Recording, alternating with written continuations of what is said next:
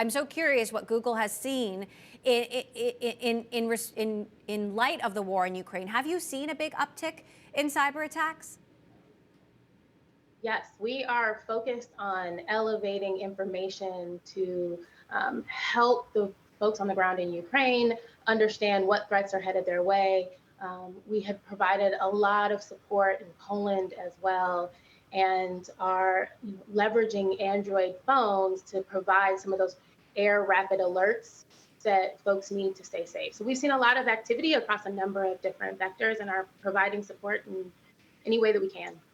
So how specifically have attacks ramped up? So most attacks are locally targeted, and we're seeing um, some activity around misinformation and disinformation around the war and the campaign. Access to information has been limited, and those things are causing some churn. We've seen a little bit of activity targeting Ukraine infrastructure, but not as much as anyone had predicted before when this started, but we're definitely seeing some activity.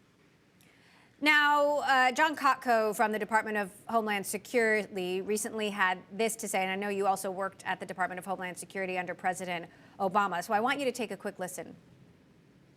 5 years ago, the biggest threat to our country was ISIS-inspired massive acts of violence here. That's no longer the case. The biggest threat to our country from a Homeland Security standpoint, and really national security, is cyber actors attacking us. And at Homeland Security, that's what we're doing 24/7. Representative John Kotko there of New York. Would you agree with that assessment?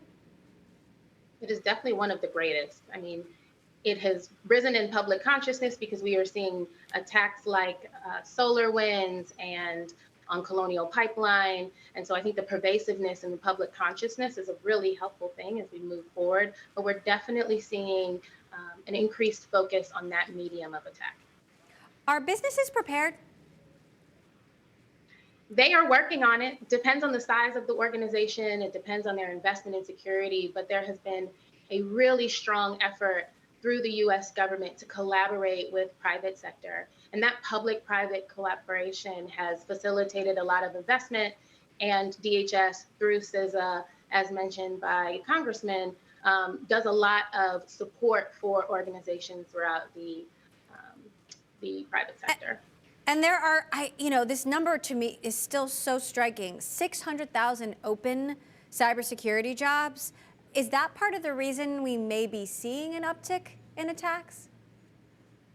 I wouldn't say that that is the reason, but we definitely need more people to combat the threat. A lot of smart people with a number of different backgrounds.